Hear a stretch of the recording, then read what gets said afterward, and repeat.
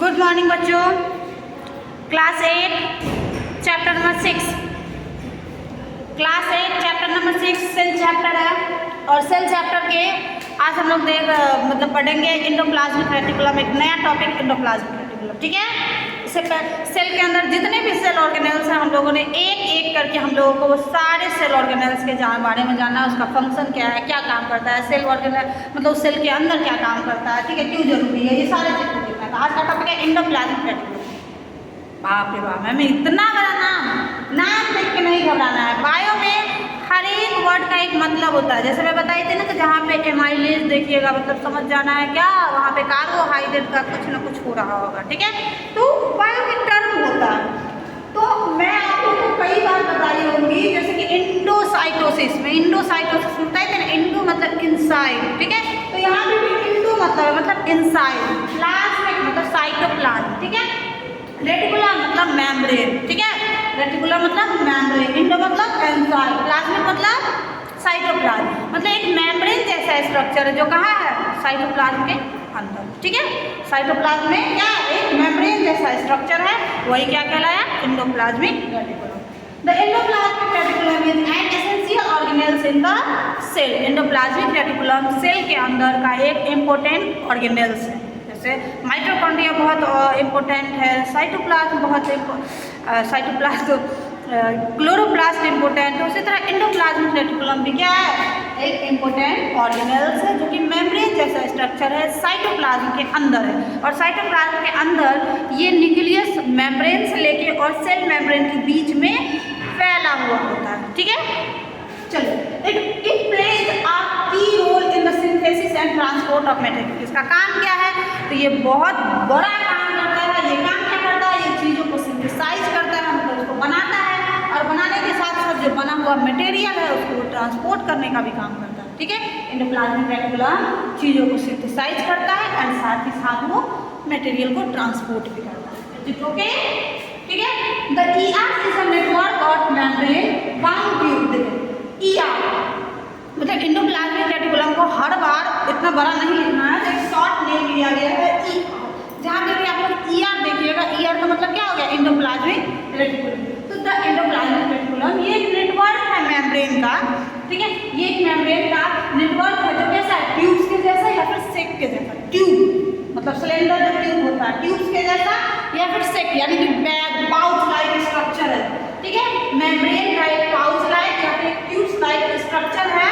ठीक है, जो कि फैला हुआ है साइटोप्लाज्म में, कहाँ से कहाँ तक, न्यूक्लियर मेम्ब्रेन से लेके सेल मेम्ब्रेन तक, ये के बीच में क्या होता है, ये फैला होता है। ठीक है, पाउच या फिर ट्यूब्स लाइक एक इस मेम्ब्रेन का स्ट्रक्चर जो कि न्यूक्लियर मेम्ब्रेन से लेके और सेल मेम्ब्रेन के बीच तक, वो प्लाज्मा मेम्ब्रेन या सेल मेम्ब्रेन के बीच तक क्या है, वो स्प्रेड हो चुका है। ये दो टाइप्स के होते हैं, एंडोप्लाज्मिक रेटिकुलम 2 टाइप्स के होते हैं। ठीक है, पहला रफ एंडोप्लाज्मिक रेटिकुलम, पहला क्या है, रफ एंडोप्लाज्मिक रेटिकुलम। इसको शॉर्ट में RER लिखते हैं। क्या लिखते हैं, RER stands for rough endoplasmic reticulum. तो पहला टाइप रफ एंडोप्लाज्मिक रेटिकुलम, दूसरा स्मूथ एंडोप्लाज्मिक रेटिकुलम, दूसरा स्मूथ एंडोप्लाज्मिक रेटिकुलम। और स्मूथ एंडोप्लाज्मिक रेटिकुलम को शॉर्ट में क्या लिखते हैं, SER मतलब smooth endoplasmic reticulum. Endoplasmic reticulum कितने टाइप के, 2 टाइप के, पहला रफ एंडोप्लाज्मिक रेटिकुलम और दूसरा स्मूथ एंडोप्लाज्मिक रेटिकुलम। अब rough endoplasmic reticulum ma'am rough कैसे हो गया, और स्मूथ एंडोप्लाज्मिक रेटिकुलम ये स्मूथ क्या है। ठीक है, तो देखिए रफ एंडोप्लाज्मिक रेटिकुलम जो है मतलब जो एक मेम्ब्रेन है बना हुआ न्यूक्लियर मेम्ब्रेन से लेके, अगर उस मेम्ब्रेन के जैसा जो स्ट्रक्चर है उसके ऊपर अगर राइबोसोम आके सिचुएटेड हो जाएगा, तो कोई भी चीज़ है अगर उसके ऊपर कुछ आके सिचुएटेड हो जाएगा तो उसका अपीयरेंस कैसा होगा, क्या स्मूथ होगा या रफ होगा, रफ हो जाएगा। मतलब कोई भी एक चीज़ है, जैसे अभी ये बहुत मतलब ऐसे स्मूथ लग रहा है, अब इस पर आके कुछ चिपक जाएगा। ठीक है, तो ये स्मूथ रहेगा, स्मूथ नहीं रहेगा। तो जो एंडोप्लाज्मिक रेटिकुलम जो फैले हुए हैं साइटोप्लाज्म में, अगर उससे राइबोसोम आके अटैच हो जाता है तो उसकी अपीयरेंस जो हो जाती है वो रफ हो जाती है। ठीक है, तो इसको बोलते हैं रफ एंडोप्लाज्मिक रेटिकुलम, जो क्या काम करता है। अब राइबोसोम आके सिचुएटेड किया है, तो राइबोसोम क्या करता है, उसको protein factory of the cell कहते हैं, यानी कि जहाँ भी रहेगा वहाँ ये प्रोटीन को क्या करेगा, सिंथेसाइज करेगा। तो ये राइबोसोम जो कि एंडोप्लाज्मिक रेटिकुलम पे आके सिचुएटेड हो गया है, ये राइबोसोम प्रोटीन को सिंथेसाइज करेगा और उस सिंथेसाइज प्रोटीन को RER रफ एंडोप्लाज्मिक रेटिकुलम क्या करेगा, उसको मॉडिफाई करेगा और उसको क्या करेगा, ट्रांसपोर्ट करेगा सेल के दूसरे पार्ट तक, सेल के बाहर जहाँ भी जाना होता है उसको क्या करेगा, ट्रांसपोर्ट करेगा। ये देखते हैं कि रफ एंडोप्लाज्मिक रेटिकुलम क्या है। Rough endoplasmic it has ribosome, इसके पास क्या है, राइबोसोम है, अटैच ऑन इट्स सरफेस, जो कि इसके सरफेस पे क्या है, अटैच है, giving it a rough appearance, जो जिसके वजह से इसका अपीयरेंस जो है वो क्या हो रहा है, रफ हो रहा है, इसी वजह से इसको क्या कहा गया, रफ एंडोप्लाज्मिक रेटिकुलम। सिंपल है, क्लियर है, कोई बड़ा बड़ा नाम देके डरने की जरूरत नहीं है। रफ एंडोप्लाज्मिक रेटिकुलम इतना बड़ा नाम है, सिंपल है कि मेम्ब्रेन जो है, साइटोप्लाज्म में जो मेम्ब्रेन जैसा स्ट्रक्चर है ना, उसके ऊपर राइबोसोम आके सिचुएटेड हो गया, तो भाई हम रफ एंडोप्लाज्मिक रेटिकुलम में कहा है, क्योंकि हम जो है ना खुरदुरा सा हो गए, स्मूथ नहीं है। अगर राइबोसोम सिचुएटेड हम पे नहीं रहता तो हम क्या होते, स्मूथ होते। स्मूथ होते मतलब हमें स्मूथ एंडोप्लाज्मिक रेटिकुलम है। जैसे देखिए मतलब इसके ऊपर कुछ जो है दिख रहा है, इसके ऊपर कुछ सिचुएटेड है, अब इसको हम छू रहे हैं तो ये क्या है, रफ है, ठीक है। तो अब हम इस चूड़ी का क्या नाम रख सकते हैं, इसका रख सकते हैं नग के कारण ये हो गया है, अब हम इसका रफ वाला चूड़ी नाम रख सकते हैं। नाम रखने वाले भी पहले नाम रखना कितना आसान था, सोचो ज़रा, मतलब आके देखे, अरे छू मतलब कुछ भी, चलो छुओ, अच्छा हम मेरे हाथ में चुभ रहा है, चलो इसका नाम रख देते हैं रफ, अच्छा ये तो मुलायम है, चलो इसका नाम रख देते हैं स्मूथ। काश हम लोग पहले वाले समय में रहते, कम से कम नाम रख देते तो आज पढ़े जाते, क्या मतलब लगता है कभी कि हम लोग पहले होते तो कितना अच्छा होता, मतलब कुछ का भी नाम रख देते, आज पढ़े जाते, लोग याद करते, अच्छा इसको ये खोजे, अच्छा ठीक है, पर कोई बात नहीं, अभी नया नया इन्वेंशन करना है। तो ठीक है, फिर से टॉपिक पे आते हैं, एंडोप्लाज्मिक रेटिकुलम, जो कि रफ के बारे में पढ़ा है, जिस पे राइबोसोम आके सिचुएटेड हो जाता है उसके सरफेस पे, इसको रफ बना देता है। नाम रखने वाले सोचे क्या है, दिमाग लगाना है, बच्चा याद भी करेगा कि राइबोसोम वाले को क्या कहते हैं, अब तो इजी है, रफ एंडोप्लाज्मिक रेटिकुलम, ठीक है। चलिए, R से राइबोसोम और R से रफ, राइबोसोम सिचुएटेड हो गया, और इसको भूलना नहीं है कि रफ एंडोप्लाज्मिक रेटिकुलम पे क्या अपीयर है, मतलब R से रफ, R से राइबोसोम, ठीक है, सिंपल है। थोड़ा सा इसको इधर कर देते हैं, इधर वाला भी दिखेगा। चलिए second, it is involve in the synthesis and transport of protein. अब राइबोसोम आया है, उसका काम है प्रोटीन बनाना, अब जिसके पास गया है वही देगा ना। अरे हम अपने घर में गाय को रखेंगे तो गाय दूध देगी, तो वही तो मेरे पास आएगा, हम उसी का ट्रांसपोर्ट करेंगे ना, ठीक है। तो प्रोटीन जाके बैठे एंडोप्लाज्मिक रेटिकुलम के पास कि भाई हमको जगह दो, एंडोप्लाज्मिक रेटिकुलम के बाद प्रोटीन बेचारा बना रहे हैं, प्रोटीन बोल रहे हैं मतलब राइबोसोम बना रहे हैं प्रोटीन, तो अब रफ एंडोप्लाज्मिक रेटिकुलम क्या करेगा, वो उसी को मॉडिफाई करेगा, उसी को ट्रांसपोर्ट करेगा, है ना। तो ये क्या काम करता है, प्रोटीन जो कि राइबोसोम सिंथेसाइज करता है उसको ट्रांसपोर्ट करता है और उसको सिंथेसिस करता है। प्रोटीन प्रोड्यूस ऑन राइबोसोम, क्या प्रोटीन प्रोड्यूसेस ऑन राइबोसोम, ठीक है। तो प्रोड्यूस कहाँ होगा, are transported through the RER, transported किसके द्वारा होगा, RER, to be modify and send to different part of the cell, जिसको मॉडिफाई करता है और सेल के दूसरे पार्ट पे या सेल से बाहर किसी दूसरे सेल को देना है, वो सारा काम किसका है, हम तुम्हारे यहाँ है, तुम्हारा ही काम है, ठीक है। वो राइबोसोम किसके पास यहाँ है, रफ एंडोप्लाज्मिक रेटिकुलम के यहाँ, तो उसी का काम बनता है। चलो अब तुम्हारा काम, ठीक है। अब सेकेंड देखते हैं smooth endoplasmic reticulum. Smooth endoplasmic reticulum क्या है, इसके पास राइबोसोम आके सिचुएटेड नहीं हुआ है, बेचारा बहुत चिकना एकदम साफ सुथरा है, ठीक है, मेरे जैसा है ना, ठीक है।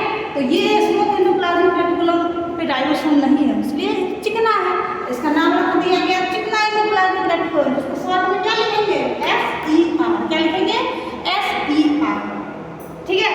It is involve in the synthesis of lipid and carbohydrate, ठीक है। अब रफ वाले का काम था प्रोटीन का इसका करना, लेकिन इसका काम हो जाएगा लिपिड और कार्बोहाइड्रेट को क्या करना, सिंथेसाइज करना, किसका, स्मूथ एंडोप्लाज्मिक रेटिकुलम। और साथ ही साथ एक ही काम नहीं है, एक ही काम इसके पास नहीं, इसके पास एक और काम है, the SER also help in detoxifying